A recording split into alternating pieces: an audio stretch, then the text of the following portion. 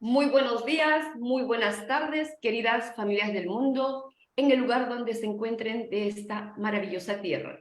Y muy buenas noches, si nos ves en diferido o en cualquier momento, en que te des un espacio para seguirnos y permitirnos llegar y aportar en tu vida con conocimiento de altísimo valor, que es el compromiso de la Organización Mundial de la Familia dentro de su desarrollo y los aspectos importantes dentro del entendimiento que implica la salud, los modos saludables de poder estar en la vida, las formas adecuadas de poder acompañar en la crianza de nuestros hijos, la manera exponencial de cómo desarrollar y potenciar todas nuestras capacidades para aplicarlos y ejercer en los diferentes roles de nuestra vida. La familia es la base de la salud emocional y mental.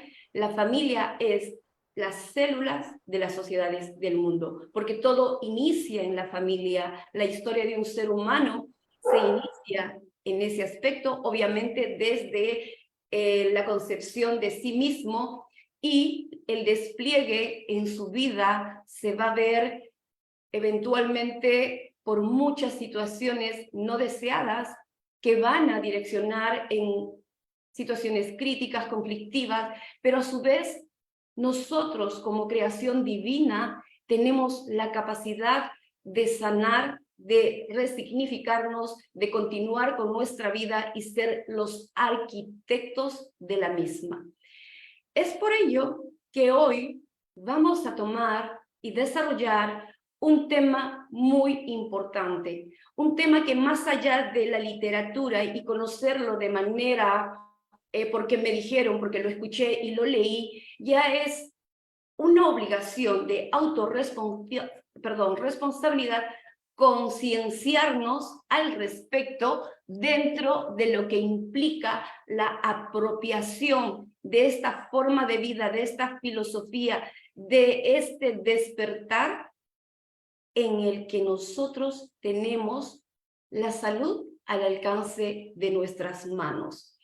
¿Y qué área, qué aspecto, qué disciplina, que incluso son recursos que se están involucrando y se involucran muchísimo en la rehabilitación de una persona a nivel con daño cerebral, en la rehabilitación de una persona que está con líneas diagnósticas no saludables, ansiedad, depresión, estrés o cualquier aspecto no saludable de la vida de un ser humano. E incluso se aplica en la calidad de vida, en la mejora, en esa plenitud, en ese estar en la vida con esa misión fascinante.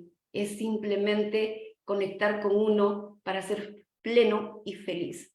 Pero ¿cómo vamos a ser plenos y felices si vamos tan deprisa y no hacemos pausa y no sabemos qué queremos, quiénes somos y vamos muy perdidos con las prisas? Pues una de estas maravillosas herramientas, uno de estos maravillosos aportes utilizados en psicoterapia y en todo lo que les comenté, y que ya considero que es responsabilidad y obligación integrarlo en nuestra vida, es el mindfulness. ¿Por qué puse mindfulness al alcance de tus manos en el aspecto de tu salud? ¿Por qué? Porque el impacto de los diferentes niveles del mindfulness está netamente generando una calma mental dentro de esa sobreestimulación rumia mental que está desconectándote de ti mismo, que está interfiriendo con todas tus capacidades. Esa calma mental activa el sistema ejecutivo de tu cerebro, y esta parte ejecutiva de tu cerebro, al ser activado, tú vas a poder tener mejores decisiones en tu vida, adaptación al cambio y todo lo que implica estas funciones. Y si hablamos de que activa el sistema ejecutivo de tu cerebro, de la parte neocórtica, ¿qué sucede? Que tienes calidad en tu gestión emocional, tienes calidad en tu trabajo, tienes calidad en tus relaciones sociales, tienes calidad en todas tus potencias de memoria, atención, concentración. ¿Cómo se vincula todo esto? Lo otro es que mejora tus niveles de miedo. ¿Y esto qué significa? Que baja los niveles de miedo. Y cuando bajamos los niveles de miedo, estamos hablando ya prácticamente de un área del cerebro que se llama amígdala, que está relacionada con las tres emociones básicas. Dentro de ellas está el miedo. Y cuando bajan los niveles de miedo, está bajando los niveles de cortisol. ¿Y qué sucede? Pues la amígdala empieza a mejorar su volumen, perdón, a reducir el volumen. Cuando reduce la amígdala el volumen, tenemos mucha más salud emocional, tenemos mucha más gestión emocional, estamos más dispuestos a la vida con mejor actitud, nuestro comportamiento es más dador, nuestra empatía, nuestras relaciones sociales, nuestros vínculos laborales, todo se afecta. Mire cómo va engranando todo esto de manera maravillosa. Y a su vez, no solamente se va a esta área, sino también estimula el área del sistema nervioso parasimpático. Y este sistema parasimpático está vinculado con los ritmos circadianos, que implica tu ritmo cardíaco. Y si está y mejora tu ritmo cardíaco, hay un funcionamiento mejor de todo tu organismo. Y estamos hablando, si hablamos de la respiración, que tiene que ver mucho con el mindfulness, de estar consciente también de ello, pues la respiración está directamente regulando tu ritmo cardíaco, dándote mucha más salud. Y si vamos a hablar un poquito más, regenera todas las células de tu cuerpo y a su vez mejora el funcionamiento de tu tracto o tu tubo digestivo, donde están 2 kilos preciosos de tu microbiota, y desde ahí se generan hormonas neuronales maravillosas por el sistema neuroendocrino, que tiene que ver con las endorfinas, dopaminas, y tienen que ver mucho con tu comportamiento. Miren esta ligación preciosa. ¿Y qué más quiero traer como aporte? Porque hay muchísimo más que contacta con tu ser. Te despierta a la vida. Te despierta a los aspectos más hermosos de trascendencia humana. Y esto hace que tu estado frente a la vida y tu conexión a la naturaleza te genere no solamente bienestar, sino te reconozcas más allá de una simple persona que tiene actividades específicas, sino un ser humano que trasciende. Para hablar de todo ello y profundizar en todos estos temas maravillosos, tenemos a un invitado muy especial, miembro de la Organización Mundial de la Familia, a quien quiero muchísimo y es experto en todos estos temas. Es nuestro querido Rafael Hernández Molina, que nos acompaña desde Colombia. Él es mentor de vida, consultor de mindfulness, escritor y conferencista, miembro de la Cámara Internacional de Conferencistas OIC, de la Red Global de Mentores, RGM, fundador y director general de la Escuela de Mentores y obviamente miembro de la Organización Mundial de la Familia, que lo mencioné como primer guión. Detrás de cámaras estábamos compartiendo muchísimo acerca de todos los proyectos y el conocimiento maravilloso que él ahora está plasmando en su misión de vida y su preparación y todo lo que tiene para entregarnos y sus proyectos, que luego los vamos a también a presentar con calma porque son maravillosos y contribuyen a la humanidad, a este estado integral que no se puede desvincular. Somos uno también en conexión de existencia. Querido Rafael, muy buenos días. Adelante, por favor. Bienvenido. Mi querida Laura, qué gusto estar aquí contigo. Un saludo para todos los que nos escuchan, nos ven. Ahora, como dices tú, lo harán más adelante cuando corresponda, como dice el universo. Es un gusto estar aquí contigo. Gracias por esta invitación a un tema que a los dos nos apasiona, en el cual eres una gran experta, como lo acabas de demostrar, y que me parece muy bonito como lo planteas desde la medicina por lo siguiente. Todos sabemos que en este momento de la humanidad hay un despertar no solo de la conciencia, sino de alguna manera también proporcional a ello, porque siempre somos luz y sombra, el miedo y la angustia. Por los tiempos de incertidumbre que vivimos, sobre todo en América Latina, en lo político, en lo económico, en lo social. Y esta época de la pospandemia se está caracterizando también por un alto cuestionamiento de las personas acerca de la vida. Entonces me encanta esa introducción preciosa que has hecho, porque mindfulness precisamente está disponible para ser vivido como una filosofía que le da respuesta a todas esas inquietudes que tú planteabas, con varias cosas maravillosas, que tú lo dijiste, solo las quiero puntualizar. Uno, como se dieron cuenta con la excelente presentación de Laura, hay mucha investigación de neurociencias detrás. Yo diría que la disciplina que más rigor e investigación científica ha tenido en los últimos 20 años, no solo por las universidades americanas, sino también por las universidades europeas. Sabemos que hay varias escuelas, ahorita hablaremos de ello, varias corrientes del mindfulness, como pasa en muchas disciplinas.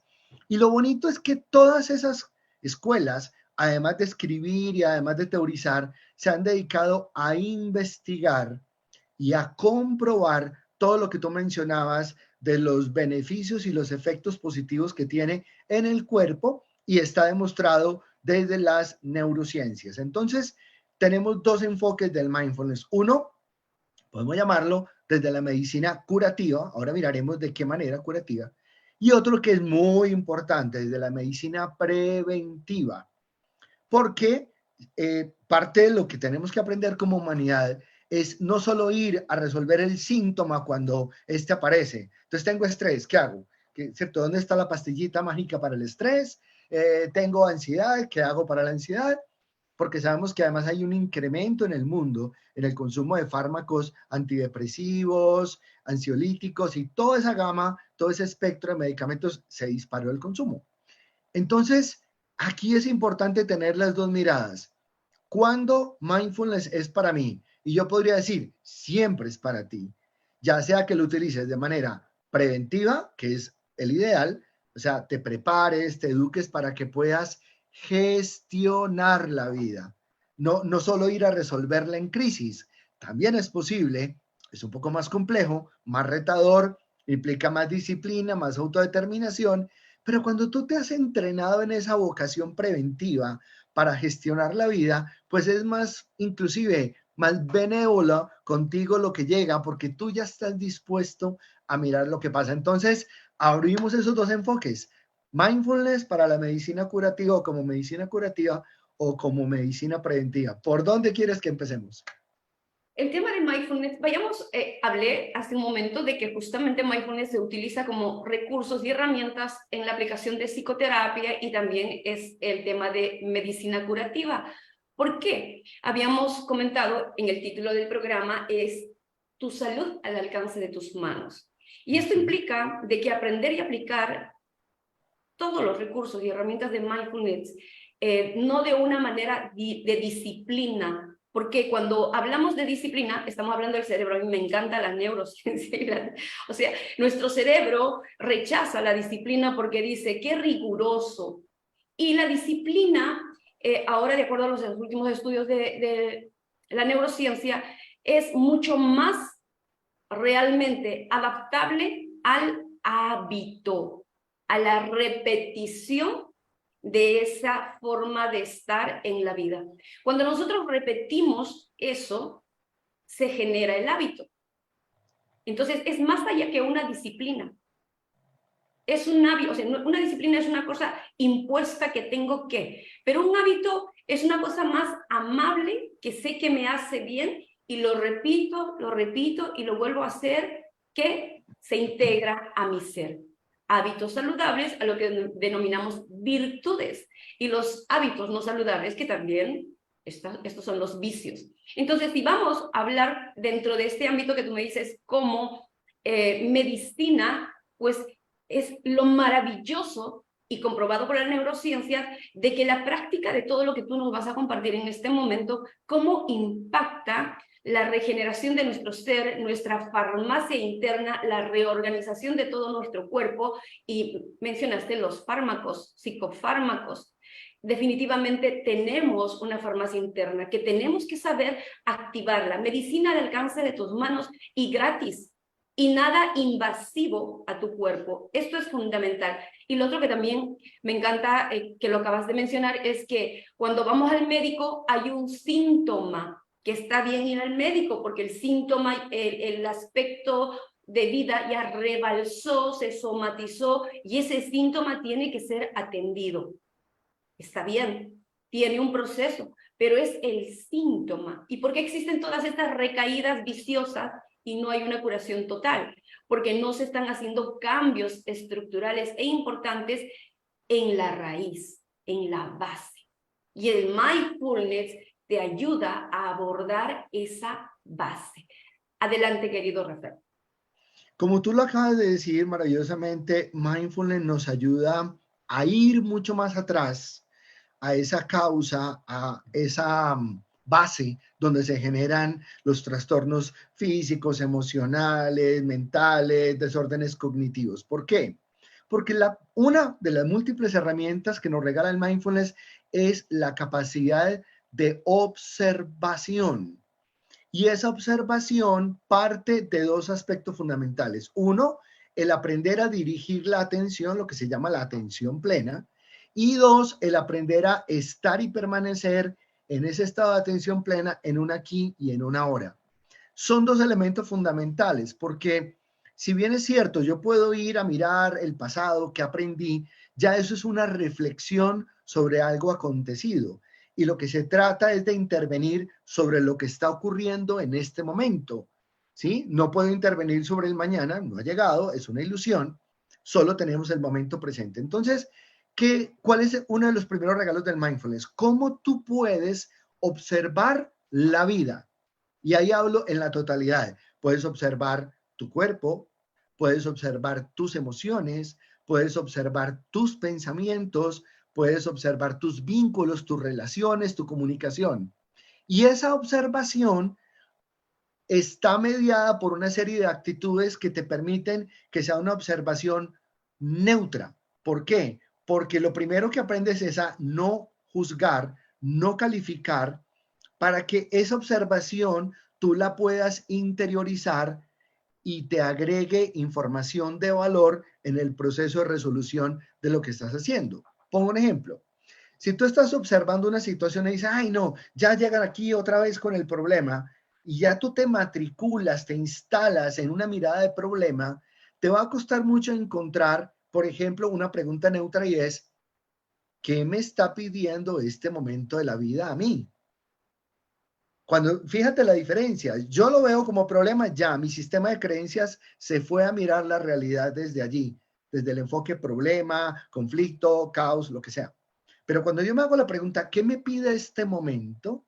Fíjate que no hay ningún calificativo, no hay ningún juicio de valor, pero sí hay una pregunta poderosa que me ayuda a conectar con esa realidad, a observarla y a preguntarme para mí, ¿qué me pide a mí? No qué le pide al otro, no qué tiene que hacer el otro, sino qué me pide a mí. Y lo que hemos encontrado es que hay 7 actitudes mindfulness que siempre estarán presentes en cualquier circunstancia de la vida. Yo lo tengo como, voy a usar un término en la medicina, mi vademecum preferido de actitudes. ¿Qué me pide este momento? Y siempre he encontrado que me pide o paciencia, o confianza, o mente principiante, o no juzgar, o confiar, o soltar, o aprender a cerrar un ciclo. Siempre hay una actitud presente en cualquiera. No he encontrado ningún hecho de la vida que me diga, ay, ninguna de estas 7 me sirve. Y generalmente hay unas más que otras, ¿no? Porque dependiendo del camino y el proceso que estamos viendo. Entonces, volvamos al punto. Mindfulness te regala el arte de aprender a observar la vida de una manera neutra para que así puedas procesar lo que estés viviendo, sea lo que sea que estés viviendo. Puede ser una experiencia fuerte, intensa, alegre, maravillosa, porque igual son lo mismo. Simplemente es la emoción que expresamos frente al hecho lo que la hace de esa manera. La experiencia como tal es neutra, es lo que es, ¿sí? Por eso dos personas pueden ver una misma situación desde diferentes colores, porque es su mirada de observador y su emocionalidad la que responde. Entonces, tenemos un primer mecanismo ahí que es la observación. Permíteme, ante esta observación, hacer una acotación. Esta observación acabas de mencionar y quiero reafirmar. No juicio, no juicio, porque estamos acostumbrados a darle un juicio, una etiqueta absolutamente a todo. Un comportamiento de un hijo, bueno, malo, aprobado, desaprobado, exagerado, tonto, idiota. Dios mío, etiquetas por todo lado. La actitud del otro, el semáforo, o sea, poner la responsabilidad de todo lo que acontece afuera, pero todo lleno de juicio, dentro de un criterio individual, de acuerdo a esta subjetividad de creencias y crianzas que nos han heredado, nos han dado y que ha influenciado nuestra sociedad, nuestra cultura, nuestro ambioma, o sea, todo. Es fundamental soltar el juicio y poner una mentalidad neutra, una mirada. A mí me encanta la filosofía fenomenológica y el estado de epogé.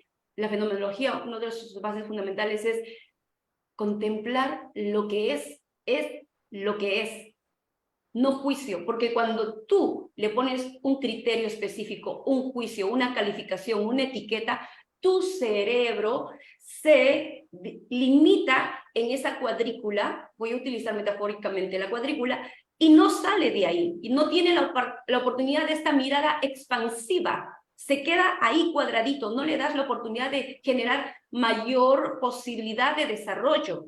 Ya lo estás bloqueando. El juicio bloquea. Es por eso que uno de los estados no saludables del ser humano es cuando entran muy rigurosamente en yo soy así y nadie me va a cambiar, porque es un juicio que ya su cerebro está en la cuadrícula y no van a, obviamente, mientras ellos no despierten, no se den cuenta, no se van a dar la oportunidad. Pero el cerebro es maravilloso, la neuroplasticidad te da la oportunidad de hacer todos los cambios habidos y por haber que tú quieras hasta el último día de tu existencia. No juicio, no crítica, es fundamental.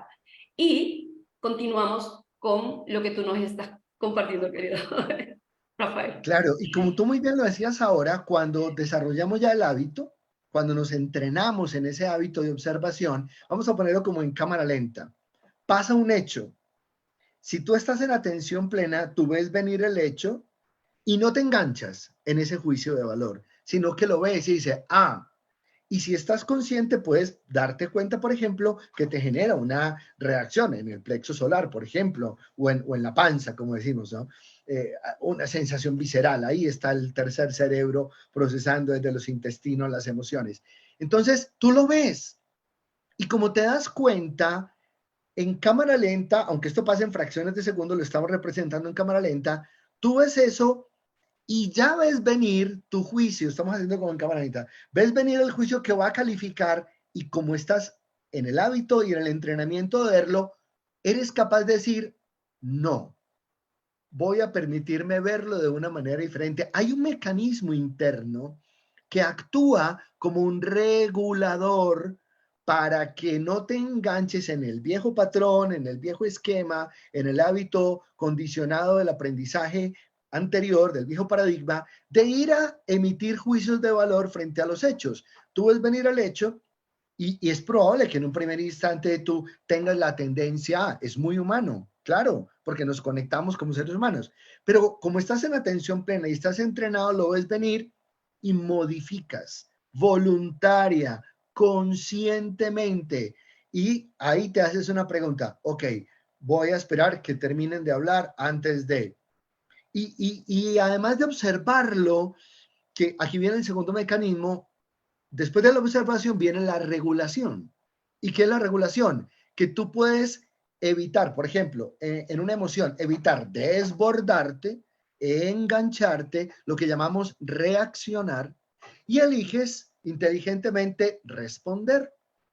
Entonces, ahí es cuando defines, observas el hecho, voy a esperar que termine, y eso hace que tú empieces a procesar la información y ahí obviamente todo el cerebro, toda la neuroplasticidad, todas las conexiones neuronales con tu experiencia están trabajando, te están entregando una mirada distinta para que tú cuando ya, como decimos ahí, abras tu bocota, lo que vas a decir es mucho más sabio, más inteligente y mucho más neutro, porque ya puedes conectarte con la realidad de una manera distinta. Entonces, primero, aprendes a observar y segundo, a regular. Y déjame termino con este ejemplo. La regulación no es control, porque a veces la gente dice hay que controlar las emociones. Y controlar puede ser inhibir, bloquear, tragárselas. Hay que controlar el genio, el pensamiento. Y eso puede ser más bien un mecanismo de huida, de evasión, de rechazo, ¿sí? Regulación, yo siempre pongo el ejemplo como una llave del agua. Si tú la abres mucho, ¡buah!, te mojas, ¿sí? Si tú la abres muy poco, pues te vas a tardar mucho en llenar el recipiente. Pero si tú la abres en la medida justa, va a salir la cantidad que requiere, no vas a desperdiciar y lo vas a hacer de manera efectiva, eficiente. Igual pasa con la emoción. Si tú te desbordas, abres la llave emocional, pues puedes hacerte daño, herir al otro, decir lo que no es, etcétera, etcétera. Si te quedas contraído en un mecanismo de contracción, te vas a afectar tu propio cuerpo. Pero si tú abres esa llave de la emoción en la cantidad que es, puedes asertivamente expresar lo que sientes y lo que piensas de una manera saludable. Por eso es medicina. Qué bonito esto que mencionas, porque uno de los procesos de la inteligencia ejecutiva, de esta área de ejecución específica que entrenamos y desarrollamos, preparamos, es la inhibición. Y es bonito que lo digas porque estos términos son muy confundidos. A veces cuando hablamos de inhibición en el argot común, se cree que es yo inhibo, yo me niego a ello, yo me limito, yo lo evito, yo me lo guardo, me lo reservo, me lo bloqueo. En otras palabras, un poquito más bruscas, me lo trago. ¿Sí? No, eso no es inhibición. Este proceso ejecutivo de inhibición es justamente la capacidad de esta autorregulación, con la metáfora del caño, de ser yo observador, paciente, esto es en milésima de segundos, pero tengo la capacidad de regular mi comportamiento, de escoger qué actitud tengo frente a ello. Este proceso ejecutivo de inhibición es la capacidad de elegir qué hago frente a eso que está sucediendo. Entonces, me encanta también la aclaración y la palabra que a mí me encanta es la gestión. Gestión emocional, gestión, ¿por qué? Porque me gestiono dentro de lo que yo soy, me conozco. Si soy una persona reactiva, que tengo a reaccionar y un poco agresiva, porque tenemos todos un poquito de todo. Somos el yin y el yang, blanco y negro. Todos tenemos la parte agresiva, la parte pasiva, tenemos todo, bondad, maldad, todo. Somos completitos. El punto es Luz y acá, sombra. exacto, cómo queremos nosotros diseñar nuestra vida y qué queremos que priorice. Esta sombra es una energía maravillosa que nos sirve para utilizarla como recurso y autorregular y conseguir un equilibrio de vida. Ambos lados son importantes. Lo no saludable es desbordarnos en alguno de ellos, porque si nos desbordamos en uno, metafóricamente hablando, no somos Teresa de Calcuta, no estamos viviendo esa historia, tenemos otra historia, cada uno tiene otra realidad, otra historia, otra forma de interpretar necesidades, deseos, visiones, ambiciones. Estamos construyendo nuestras vidas, pero de seguro que no somos Teresa de Calcuta, porque Teresa de Calcuta es un extremo maravilloso de esta luz divina, pero no estamos viviendo esa experiencia. Y tampoco somos Hitler, por Dios. Un ser humano que ha tenido mucho eso, pero que ha reinado en él la frialdad y todo lo demás, la insensibilidad y todos sus trastornos, esa energía tan negativa y tanto daño ha hecho.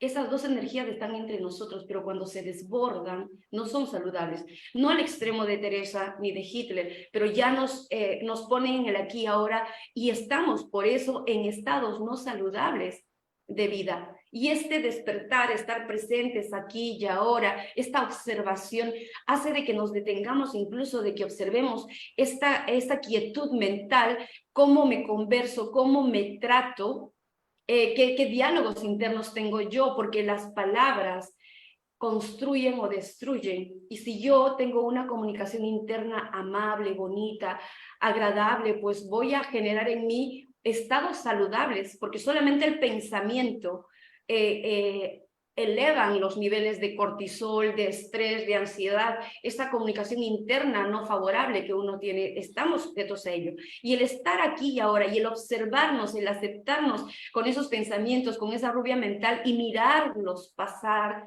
hace de que los podamos gestionar y aquí conectar con el aquí y ahora. Esto que estoy pensando tan feo de mí o del otro o de los temores que van a venir o las cosas que me han pasado, ¿están conectadas aquí y ahora? ¿Cuál es mi versión de aquí y ahora?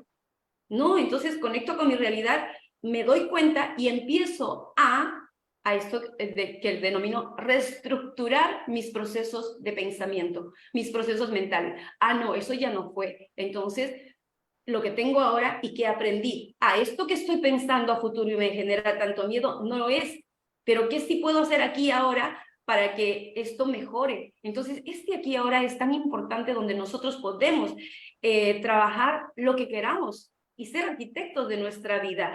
Y a mí me encanta, William James es uno de los psicólogos más importantes americanos.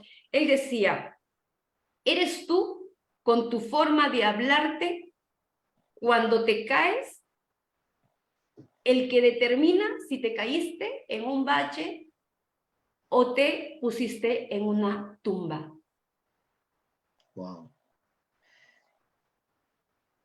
Y fíjate, es que me quedo conectado porque venía con tu discurso justo para lo que iba a decir y lanzas esa frase tan poderosa.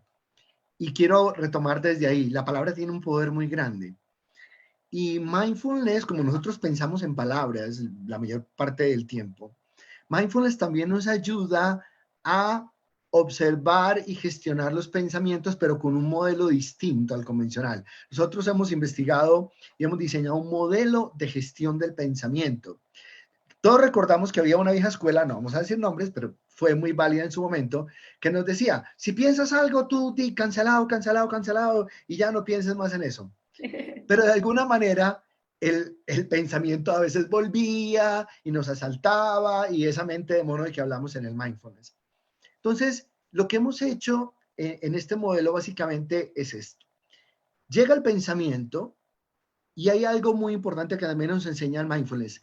Aprende a sostener lo que está llegando. No evites, no huyas, sosténlo. Porque justamente la atención plena es para eso, para yo sostenerlo. Entonces, cuando yo traigo un pensamiento, digamos, inadecuado sobre mí, no voy a ser capaz de hacer eso. En vez de decir, cancelado, cancelado, no voy a pensar, no, espera, sosténlo. Para que al observarlo, tú te des cuenta el poder que le estás dando, la cantidad de valor simbólico que le estás dando, digamos, la energía que estás poniendo en ese pensamiento. Y cuando tú lo observas, aquello que tú le quitas la atención disminuye su poder. Entonces, sostenerlo es importante porque te hace como el espejo. Y dice, a ver, no, pero venga, a lo mejor yo sí puedo. A ver, ¿en qué otro momento he sido capaz de resolver? Sí, bueno, no puedo decir que nunca lo he hecho, estoy generalizando. Y empiezas desde otra escuela, el mindfulness, que es el mindfulness de la compasión, a tener una mirada compasiva, benevolente, amorosa contigo y empiezas a, perdón, desestructurar, desestructurar ese pensamiento porque lo observaste, porque lo sostuviste. Cuando ya lo sostienes, cuando ya lo observas, ahora sí puedes elegir qué haces con él. ¿Lo reelaboras? ¿Lo eliminas? ¿O lo conviertes? ¿Por qué? Porque si tú simplemente te vas por la primera opción sin sostenerlo, sin entrar en darle la atención, vas a producir una respuesta más automática que una respuesta consciente. Y mindfulness, precisamente, que es todo el desarrollo y este despertar de la conciencia, lo que te dice es, deja que lo que llegue, llegue como decía una gran santa, nada te turbe, nada te espante. Permanece en ese estado de atención, sostén ese pensamiento y una vez que lo veas a la cara, vas a poder elegir, porque ya te diste cuenta de él, cuál es la respuesta más saludable. Por eso volvemos nuevamente al mindfulness como una medicina, porque esa respuesta saludable es elegida por ti. Y como tú lo decías hace unos minutos atrás, esa fábrica interna, ese laboratorio que tenemos, va a producir, cuando tú lo modifiques, unas respuestas diferentes, te va a generar unos neurotransmisores, unas sustancias diferentes y tu estado final va a ser muy distinto al estado que hubiera ocurrido si simplemente lo hubieras bloqueado o lo hubieras inhibido sin observarlo. Porque observando también resuelves. Entonces, este es un mecanismo muy interesante de sostener, digamos, observar, regular y sostener. Mira qué te conlleva todo esto tan bonito a la actitud. ¿Por qué? Aquí también hay, no sé quién dijo, esto sí, no me acuerdo, que la vida está llena de controversias, dificultades, adversidad. Eso es inevitable, es parte de la vida. Pero ahí es donde nos preguntamos, ¿qué aprendo de esto? ¿Cómo lo soluciono? ¿Y qué necesito ante ello, no? Y la suma de todo esto que estamos hablando nos lleva automáticamente a tener esa actitud ante la vida. Y esta actitud tiene que ver a cuánto poder y valor tú le das a esos eventos y no es el problema en sí, es cómo tú o qué actitud tienes, cómo reaccionas, cómo procedes, cómo gestionas, cómo resuelves el problema. El 20% existe, es esa adversidad y ese problema, pero el 80% de tu forma de estar en la vida, de resolverlo, de tu salud, está en tus manos, de cómo lo interpretas, cómo lo abordas y cómo es que tú empiezas a aprender de ello. Qué diferente es esta posición. Estamos hablando de salud, de muchas formas de estar reactivas en la vida. Sucede un problema y la persona dice, wow, este problema ahora, ¿y por qué a mí? Y ahora tengo esto. Entonces entra un proceso de victimización, de comportamientos no saludables y de rumias mentales. Nuevamente hay un caos ahí y como ese cerebro se ha enfocado, hablamos del foco y el foco funciona, todo funciona en dos ángulos, luz y sombra. Este foco se va a la sombra, ¿qué vas a conseguir? Mucha sombra te va a llevar a otro problema y vas a tener la capacidad y vas a expandir tu conciencia en más problemas y en más complicaciones. Es ahí lo no saludable y esto va a afectar tu fisiología, tus funciones a nivel neuronal, cerebral, absolutamente todo. Pero si vamos al otro aspecto, a esta actitud diferente de que el 20% es lo que se presenta y el 80% de cómo lo afrontas, lo resuelves y vas con una mente resolutiva. Habíamos hablado que el mindfulness afecta a todos nuestros procesos ejecutivos, una mente resolutiva, adaptativa y también fisiológica. Al inicio hablé de todos estos impactos maravillosos y sobre todo conectado con esto que acabas de decir, y había hablado del ser, del trascender, de esta parte hermosa de luz que nos conlleva al amor, a la compasión. Qué diferente de sentir compasión por nosotros, sentir compasión por los demás, es fundamental. Más aquí hay un punto que me encantaría y te voy a invitar a que hables acerca de la compasión, porque generalmente este término de compasión por muchas personas sigue siendo confundido por la lástima. Entonces es Así muy es. importante detenernos en esta compasión. Muy bien, mira, yo hablo en nuestro modelo de Mindful Living de los sentimientos nobles y me voy a devolver un poquitín porque es diferente las emociones a los sentimientos. Las emociones están en el cuerpo, son reacciones que tenemos frente a los hechos presentes, mientras que los sentimientos son estados internos. Es decir, una emoción puede ser mucho más de corto plazo. La alegría pasó. Ay, te celebraron el cumpleaños, te cantaron, qué rico, bien. Pero 3 días después, ya eso es pasado, ¿sí? En cambio, la felicidad, que va a estar muy conectada con esto de los sentimientos nobles y es la introducción que quiero hacer, es un estado que se va construyendo de manera progresiva en la medida en que te vas adentrando en esto que llamamos los sentimientos nobles. Los sentimientos nobles para mí es como la escala evolutiva que comienza en lo más elemental, que es dar las gracias. Todavía no hablo de gratitud, hablemos de dar las gracias por un favor. Gracias por esto, el saludar, la amabilidad, llamémoslo así, cortesía, amabilidad. Y termina en el amor incondicional, puro, profundo, que está muy conectado con ese estado compasivo. Entonces, la compasión, como tú muy bien lo dices, no tiene que ver nada con una conducta lastimera de sentir por el otro, inclusive hasta vergüenza, pena ajena, dolor. Al contrario, la compasión es un sentimiento de amor en el cual yo miro al otro y paso por varias etapas. Primero, acepto que el otro está viviendo esa situación. Dos, empáticamente puedo comprender su dolor, su tristeza, su problema, su dificultad. Tres, me conecto con un deseo de bienestar para el otro y hacia el otro. Casi que hay como una pequeña fórmula y es, yo deseo que tú estés libre de dolor y de sufrimiento, porque la compasión lo que busca es eliminar el sufrimiento en la humanidad.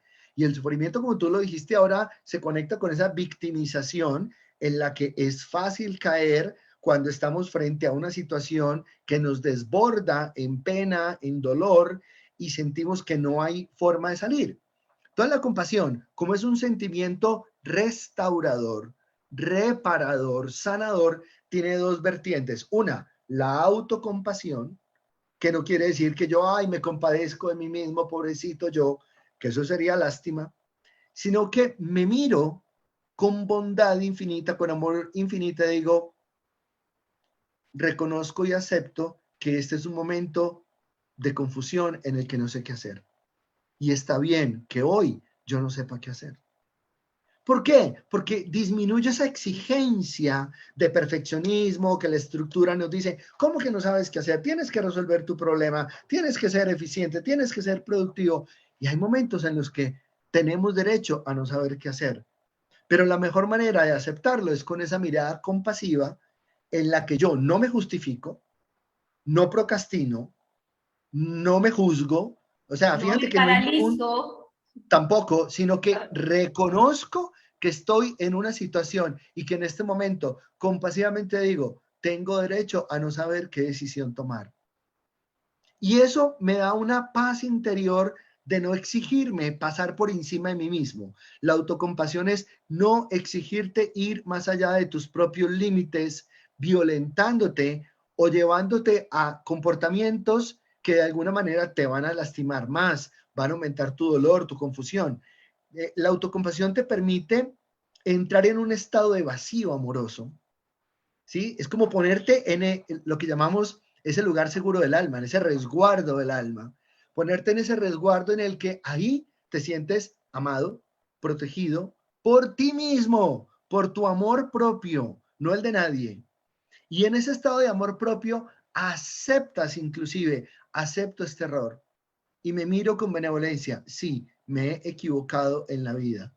Pero no de, fíjate cómo volvemos al punto de partida, sin juicios, ¿no? En una mirada que no justifica, que no dice, ay, bueno, pues ya pasó, ¿qué más se va a hacer? No, no, no, no. Es en una mirada absolutamente llena de bondad que no justifica el hecho, sino que contempla ese hecho y contempla una cosa fundamental, la aceptación del estado de vulnerabilidad e imperfección que tenemos como seres humanos. Entonces, cuando la autocompasión dirige hacia esa mirada de soy vulnerable, soy imperfecto y desde esta imperfección me veo, me reconozco, me amo. Ese es el verdadero acto interno que puede promover la decisión de cambiar, de no repetir, de, inclusive, si es del caso, ir a otro de los sentimientos nobles, que sería el perdón, ¿sí? O el perdón conmigo, o el perdón hacia el otro, pero el perdón está por aquí, un poquito más abajo en esa escala, ¿sí?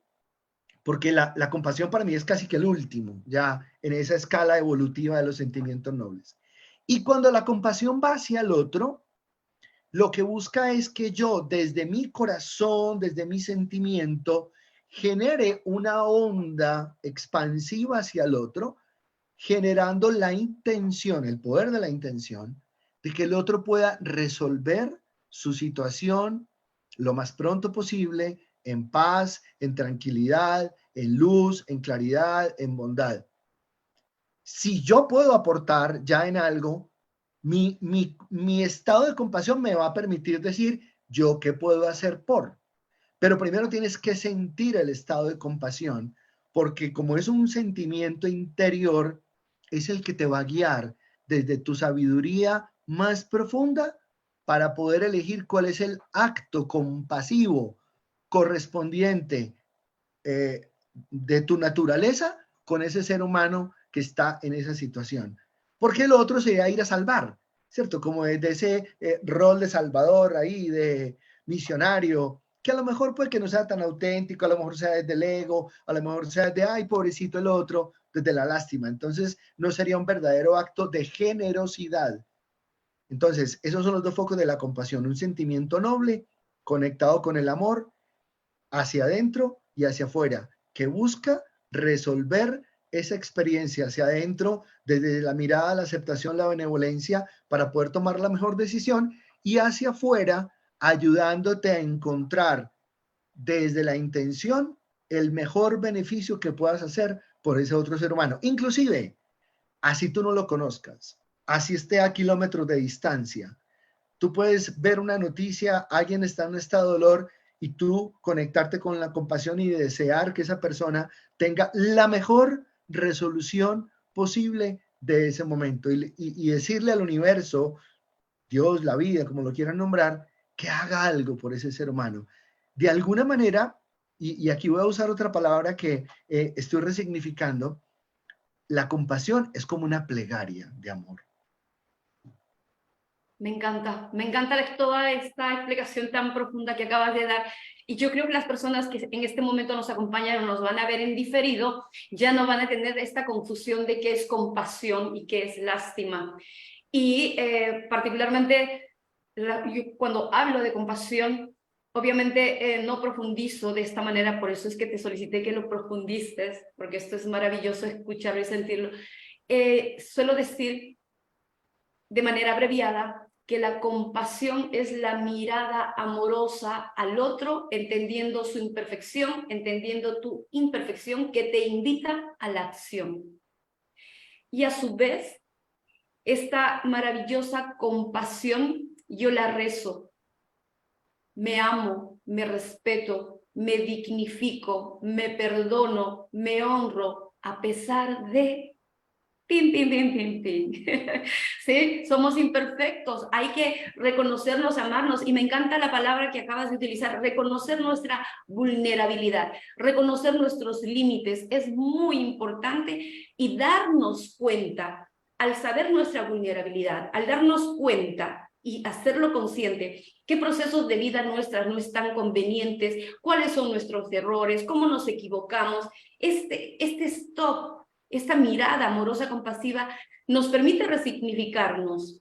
Decir, ok, perfecto, estoy actuando de esta manera, me equivoqué, ¿qué hago? Pido perdón, me perdono. Te invita a esa acción con amor, porque una acción sin amor sería, soy culpable, ponerme juicio, sentirme lo peor y esa rumia destructiva, exacto, ¿no? Entonces, qué importante es practicar la compasión en uno, apropiarse de eso tan hermoso y permitirnos mediante esa compasión tomar acciones amorosas para salir de ello, para cambiar y transformar esto que nos hemos dado cuenta que no es saludable a nosotros, esto que nos damos cuenta que está generando en nuestra vida decisiones, resultados que no queremos, porque estamos empezando a despertar en ello. Y desde la compasión es la transformación. Y es sentimiento hermoso, sublime, trascendental. Esta parte del encontrarme conmigo, con mi ser, con conectar con la naturaleza, con el universo, con el amor incondicional hacia nosotros mismos. Es una energía tan potente y tan divina que tenemos que despertar a ella. Y Sí, solamente despertando este amor y a este deseo de desearle el bien al otro desde el corazón, bendecir, viene acá esta palabra de bendición, bendecir es desearle el bien al otro, aunque se haya equivocado contigo, porque también el entrenamiento y el ejercicio del perdón es fundamental para conectar con la compasión. Y aquí el perdón empieza en estos niveles que tú nos comentas. Adelante, por favor. sí, déjame agregar algo que me parece importante para conectar con el tema de la medicina.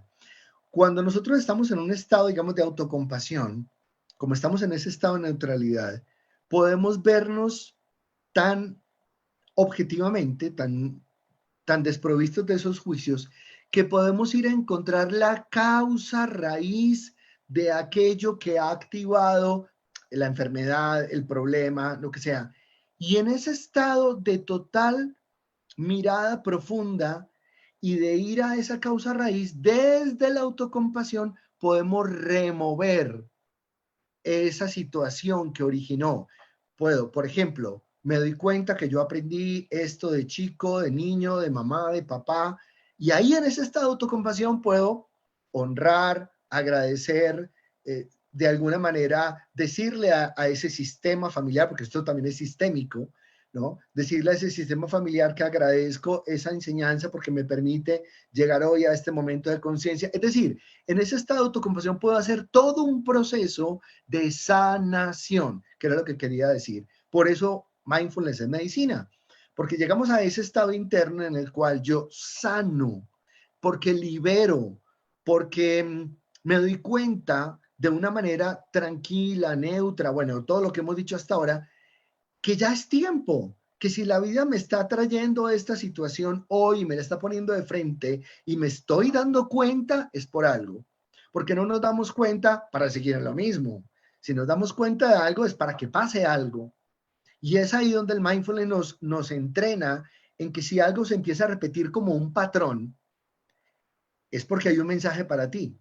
Entonces, todas las herramientas de conciencia y bueno, muchas otras que no alcanzaremos a nombrar, nos ayudan a abrir un espacio para gestionar y resolver, que es el último mecanismo de cuando sanamos, cuando resolvemos. Porque lo que no se resuelve, decía un escritor, vuelve.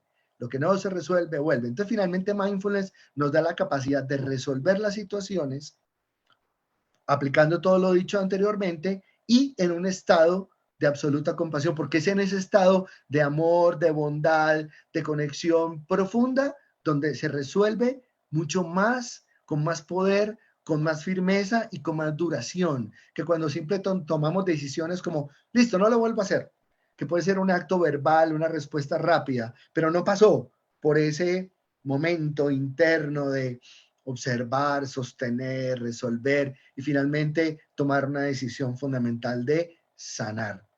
La sanación es también una elección consciente. Exactamente. Y justamente uno de los objetivos en psicoterapia es resolver situaciones inconclusas, esas situaciones traumáticas, dolorosas, que han marcado tu vida o formas de estar en la vida no saludables. Cuando llegamos a la raíz de ello, a este proceso de conciencia, existe lo que se denomina resignificación. Y la resignificación se da mediante la compasión. Y la compasión está amorosa, incondicional, de entender por qué sucedió, cómo sucedió, sin juicio. Y como no hay juicio, tengo la capacidad de entender al otro, a mi papá, a mi mamá, quien me haya hecho algún daño sin querer, porque, como digo, damos lo que tenemos, hacemos lo que sabemos. Y si no sabemos más y no tenemos más que dar, no se nos puede pedir, ni podemos pedir al otro. Qué importante es esta conciencia de desarrollo permanente, amoroso, compasivo. Y ahí es donde puedo conectar con mi ser y soltar y decir, ok, mamá, te perdono porque me hiciste esto y no me lo hiciste porque querías hacerme daño, sino porque es lo único que pudiste hacer y pudiste dar. Y lo hiciste con amor, no un amor saludable, pero era su amor en ese entonces, era su forma, no hay juicio. Y es ahí donde empezamos a cerrar todas estas heridas emocionales que de alguna manera interfieren en el bienestar del ser humano y que se hacen inconscientes. Y aquí es en esta hermosa exploración compasiva, darme cuenta, despertar, ampliación de conciencia. Es por eso que vienen todos estos términos acuñados al mindfulness. Es realmente maravilloso. Amor incondicional, perdón, gratitud, compasión. Creo que son los cuatro virtudes, pilares que se tienen que cultivar en la estructura fundamental del ser humano y en la estructura fundamental de una familia. Mi querido Rafael, me encantaría que compartamos un poquito unas estrategias para que de hoy en adelante pues las empiecen a ejercitar, practicar, entrenar, repetir para que se genere ese hábito y se incorpore en la vida de estas personas y se esté dando este proceso que acabamos de compartir con ellos. Adelante, por favor. Me encanta esta pregunta porque mindfulness no es teoría. Si hay algo bonito que tiene el mindfulness es que tú puedes haberte leído un libro y solo tienes información, datos en el cerebro y eres capaz de repetir una definición, contar la historia, pero eso no quiere decir que sepas mindfulness. Tú sabes de mindfulness cuando tú aplicas mindfulness. Dice por ahí un dicho que pretender llenarte solamente leyendo la carta del restaurante, no va. Hay que comerse la comida del restaurante. ¿Sí? Entonces, mindfulness es eso, no te puedes quedar leyendo la carta porque no va a pasar nada. A lo mejor solo te dio más hambre. Entonces, mindfulness es acción. Uno. Dos. Perdón. Me encantó. A lo mejor te da más hambre. Disculpa, te garantizo que les ha dado hambre. Vayamos a dar los bocadillos ahora. Segundo, mindfulness está disponible 24 horas, 7 días, 365 días al año. Y pongo un ejemplo por qué. Si tú, digamos, practicas, y esto no es en contra de nada, es solo un ejemplo, practicas yoga, entonces tú vas a tu clase de yoga, haces las asanas, haces la respiración, terminó la clase, vas, te duchas y te vas a la oficina. Ya, la clase quedó atrás, ¿cierto? O otra cosa, guitarra. Ya, tocas guitarra, fuiste a la clase, guardaste la guitarra y se acabó la clase de guitarra y vas a tu otra actividad. En cambio, mindfulness, como es una plataforma para vivirlo todo, te permite tocar guitarra conscientemente, conducir conscientemente, bañarse conscientemente, hacer el yoga conscientemente, ir al trabajo conscientemente.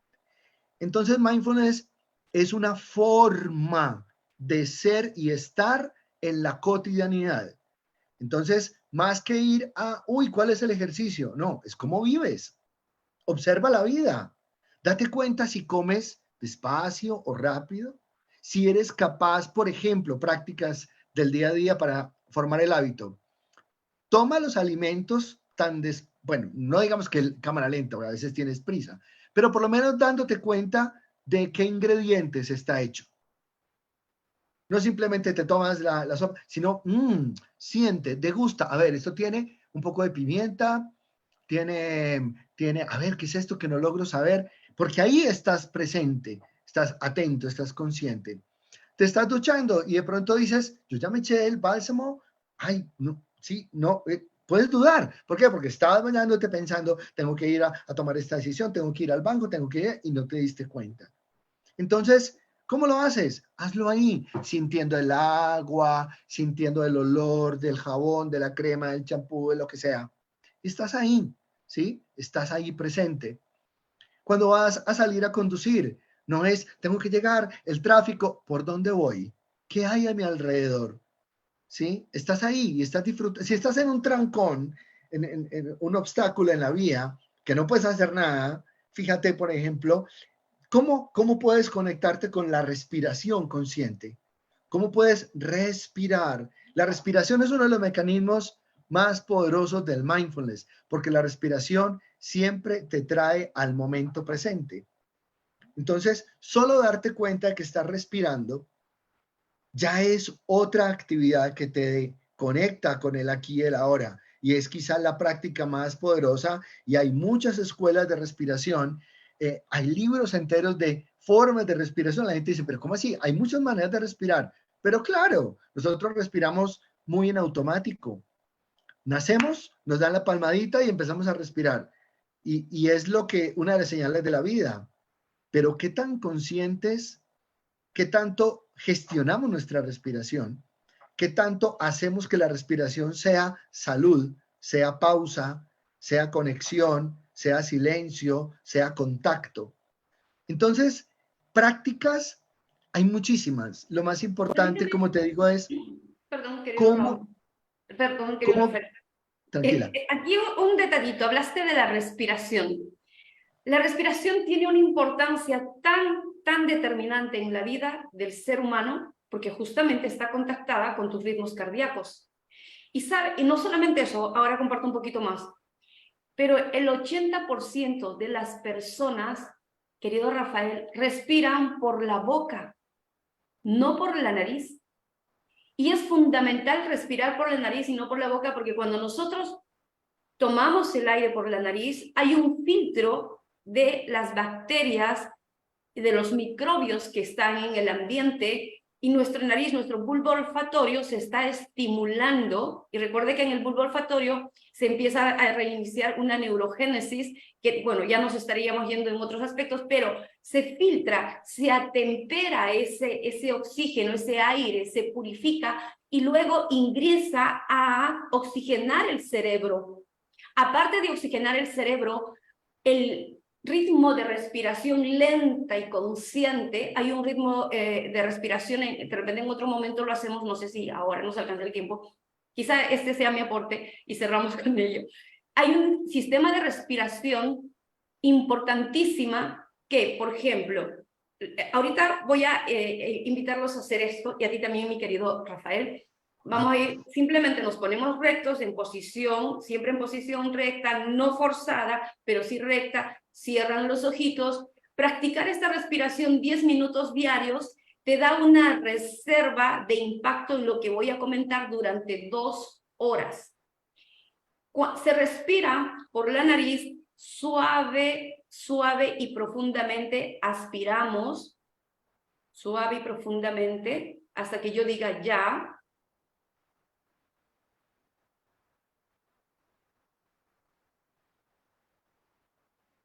Ok. Luego, por la misma nariz, expiramos suave y profundamente el doble de cantidad de lo que hemos aspirado.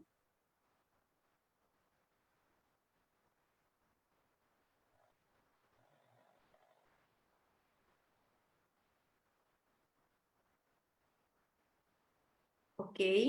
Ahora, la mitad de lo que hemos expirado lo vamos a aspirar lentamente.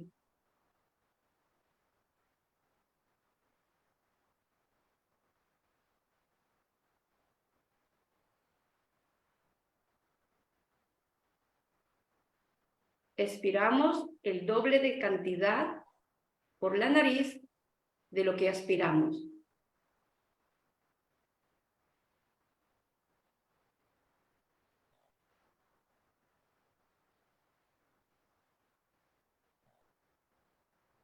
Perfecto. Abrimos los ojitos.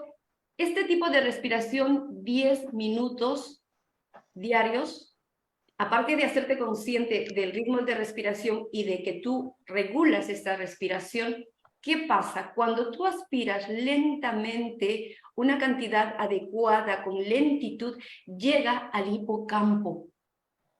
Y como llega al hipocampo, pues ahí impacta en todas las regulaciones de las funciones del hipocampo, amplifica, cuanto más el hipocampo se pone más grande, ¿ok? Se dilata, tenemos mayor salud, influye en la memoria, en la atención, en la concentración. Estamos haciendo un entrenamiento en el hipocampo, no en la parte neocórtica, ¿sí? De la inteligencia. Estamos haciendo ya a nivel hipocampo, memoria, entrenamiento. Estamos afianzando todos esos procesos y a su vez estamos generando y vulnerabilizando a la neurogénesis. Maravilloso. Son los últimos aportes que se han dado acerca del eje de la respiración, que está relacionado con el bulbo olfatorio, hipocampo y amígdala. Este es el 9 eje que se ha descubierto y se ha trabajado. Cuando expiramos doble vez, la doble cantidad de la aspiración lentamente, doble, llega a nuestra amígdala cerebral para regular todas las emociones y contraer la amígdala. Si la amígdala se pone más chiquita y se contrae porque se inflama con el estrés, con la depresión, ¿ok? Cuando se contrae, todas funciones son mucho más efectivas. La conexión con el otro, el estar despierto, mis habilidades sociales, mi predisposición emocional, mi gestión emocional, sociohabilidades, mi gestión en todos los entornos que yo estoy involucrado y todo con las funciones que tiene que ver con la amígdala, que es muchísimo, ¿no? La captación, estar atento al movimiento, a la capacidad de comunicación no verbal y todo esto, ¿no?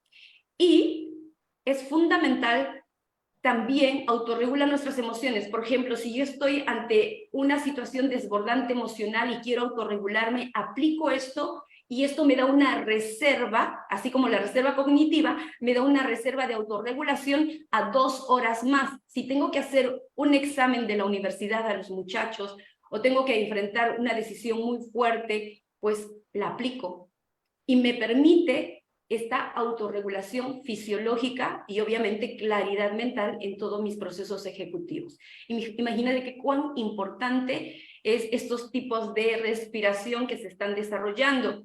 Y el darme cuenta cómo respiro, fundamental, porque involucra toda la oxigenación u oxidación de mi cuerpo, porque si yo respiro por la boca, no tengo el proceso de filtración de buen oxígeno, entran muchas bacterias, me provoca inflamación en la garganta. Por eso que cuando una persona va al médico, el médico pues debería conocer un poquito de esto y tiene muchas inflamaciones. ¿Cómo respiras? Así es, la respiración tiene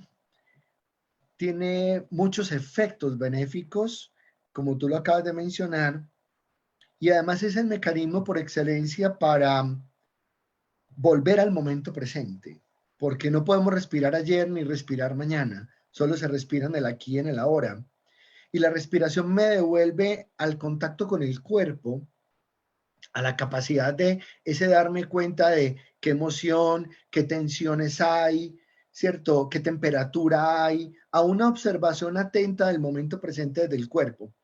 Pero además la respiración la puedo aplicar, como decíamos ahora, en cualquier momento y en cualquier lugar.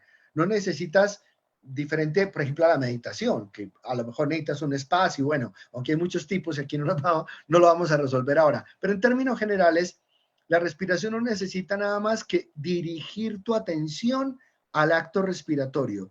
Puedes estar en ese tráfico, esperando una cita médica, puedes estar en lo que sea, y la respiración te va a ayudar a regular, a conectar. Y como tú lo dices, hay muchos tipos de respiración, cambiando los tiempos. Por ejemplo, a mí me gusta mucho hablar de los 4 tiempos de la respiración. Inhalamos, hay una breve pausa, exhalamos y hay una cuarta pausa. Y esa última es de las más poderosas y hay toda una investigación sobre ello, porque es el momento de mayor conexión espiritual. ¿Por qué? Porque estamos en vacío.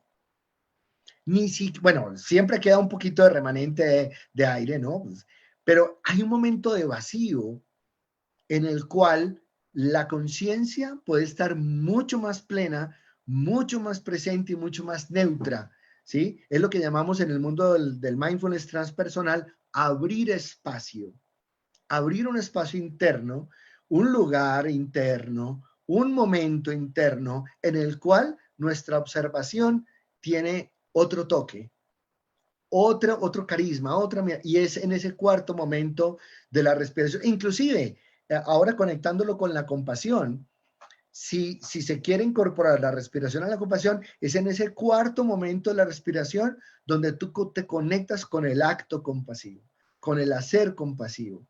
Y ahí no hay ego, ahí no hay estructuras mentales, ahí hay conexión con esa partícula más profunda que se llama alma o espíritu, Dios en ti, como lo quieras nombrar, ¿sí? Pero ese es el momento más poderoso, inclusive de unicidad. Si queremos experimentar la unicidad, ve al cuarto momento de tu respiración, porque ahí eres uno con todos. Es que realmente es maravilloso, maravilloso. Y cuando tú hablas de vacío, es vacío puro, silencio puro. Vacío fértil, vacío fecundo, tiene tantos nombres tan bonitos y además porque ese momento, como tu atención está plena, ni siquiera hay posibilidad de ser interrumpido por el pensamiento, porque estás en esa vacuidad. Es como cuando con una bomba de vacío queremos sellar una bolsa para poner la comida en el refri y extraemos el aire, es lo mismo. Y entonces fíjate el sentido, los alimentos se conservan más en ese vacío. Cuando nosotros abrimos momentos de vacío interior, nos conectamos más con nuestro ser interno, espiritual, crístico, amoroso, álmico, bueno, y ahí prolongamos de una manera maravillosa ese estado de verdadera vida, porque ahí es donde estamos siendo auténticos, reales, puros. No estamos en un oficio, en un rol, no, estamos siendo seres humanos. Ya, solo ser. Ese es el ser puro, porque el otro está muy conectado con el hacer, ¿no? Exacto. Con, Y aquí hay algo importante de la respiración también que lo tienen que tomar en cuenta, que la respiración es tan poderosa porque es donde podemos ejercerla a voluntad. Podemos decidir en qué momento, porque hay muchos mecanismos extraordinarios en nuestro cuerpo, en nuestro cerebro, el tema cardíaco, la conexión cerebro-corazón, son temas bellísimos y profundos, pero donde sí podemos ejercer voluntariamente nosotros y decidir afectar, modificar, desarrollar, es en la respiración. Y esto es fundamental. Entonces, es por eso que la respiración tiene una importancia muy, muy predominante en toda la contribución y el desarrollo de lo que estamos compartiendo como estos mecanismos. Y la observación, que también es fundamental, esto es para observar nuestro cuerpo, nuestra fisiología, pero también la observación sin juicio hacia afuera. Aprender a entrenar esa observación sin juicio, la naturaleza cuando estoy corriendo o tratar de escuchar cuántos cantos de pajarillos hay, este despertarme a la naturaleza que también es fundamental. sí, y esto tiene múltiples aplicaciones, porque no solamente estamos hablando de la experiencia cotidiana, por ejemplo, lo acabas de decir, para las personas que practican deporte, la respiración tiene una conexión fundamental porque les ayuda a regular su energía y poder ser conscientes de cuándo necesitan mayor o menor velocidad, fuerza, según la actividad que están practicando. Una alumna que trabaja mucho en el tema de alimentación saludable y deporte, hizo un trabajo de investigación y de grado muy bonito, donde le enseñaba a los deportistas que salen a la calle, a las ciclorrutas, ciclovías, pero que quieren hacer un trabajo de mayor fuerza, cómo usar la respiración consciente para mejorar su desempeño en la práctica deportiva. Entonces, las aplicaciones de la respiración van a muchos niveles. Sabemos, por ejemplo, que en el MBCR, Mindfulness basado en reducción del estrés, Kabat-Zinn, el creador de esta línea, trabajó mucho tiempo en la respiración, por ejemplo, en pacientes con dolor crónico, y Exacto. cómo el atenuar la respiración bajaba los umbrales del dolor, perdón, aumentaba el umbral del dolor, bajaba el nivel del dolor y permitía que las personas pudiesen gestionar una vez más esa situación por la que estaban pasando a través de la respiración. Entonces, las aplicaciones son infinitas. Yo por ahí tenía un libro que, bueno, se perdió. Tenía 50 maneras de respirar, decía. 50 maneras de respirar. Y hoy hay muchísimas más. Hay toda una escuela de breathwork alrededor del mundo que entrena en inclusive estados alterados de conciencia. Nos vamos a la respiración holotrópica, holoscópica, en la cual a través de esa respiración podemos acceder a memorias que están en nuestro inconsciente y resolver procesos y sanar procesos que están bien guardados. En la hipnosis regresiva también se utiliza poderosamente la respiración. Es decir, creo que es una herramienta que va con muchas prácticas y muchas metodologías que en el fondo tienen un objetivo común: ayudarnos a vivir en bienestar. Y déjame que quiero terminar con esta reflexión. ¿Qué es bienestar? Ahora que hablamos de salud. Para algunos, bienestar lo asocian a la parte material. Tengo comodidad, tengo ingresos, tengo una vida. Otros lo asocian a la salud. Bienestar es estar libre de enfermedad, no padezco ningún síntoma. Otros dicen bienestar es no tengo problemas en mis relaciones. Pero fíjate que hay una mirada más simple. Bienestar es estar bien aquí y ahora. ¿Sí? No es cuando, no es el futuro. Cuando me gradúe, cuando me gane la lotería, cuando termine el trabajo, cuando llegue a la casa, cuando llegue, no. Bienestar es la forma como tú experimentas el momento presente y en ese estado logras decir, estoy bien, aquí y ahora. Esto es maravilloso. Y yo asocio también la palabra del bienestar con plenitud. Cuando vamos a estos niveles de comunicación, el bienestar es plenitud. Estoy pleno, independientemente de lo que ocurra en mi vida, la forma, esta filosofía de vida, de estar, todo lo que hemos compartido con ustedes, les da esa plenitud. Y hablaste también de felicidad. ¿Y qué es felicidad? Un estado de conciencia de plenitud. No los picos emocionales que a veces solemos tener, es parte de la vida y tenemos que estar muy felices, pero también la disposición es, si yo soy pleno, tengo la disposición de sonreír, regalar sonrisas, ser amable, ser bondadoso, ser compasivo. Entonces, todo es integral, nada es específico, nada está aislado. Entonces, tenemos que despertar a todo esto que se compartió y apropiarse de ello, apropiarse para tener esos resultados de bienestar, de plenitud, de compasión y de calidad de vida, y a utilizar todo esto como la medicina al alcance de tus manos. Mi querido Rafael, muchísimas gracias. Nos hemos excedido en unos minutos, pero creo que vale la pena. Definitivamente te invito a despedirte de nuestra audiencia, por favor. Muchas gracias, Laura, por este lindo espacio. Siempre nos vamos a ir más allá cada que nos encontramos a hacer lo que amamos y hablar de lo que nos gusta.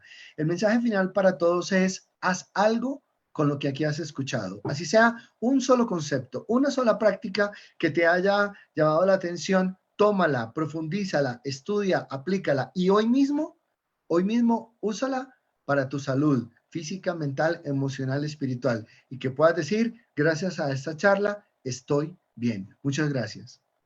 Muchísimas gracias, querido Rafael. Y mi mensaje es que abras tu corazón, abras tu mente y te permitas crecer y ser pleno en la vida.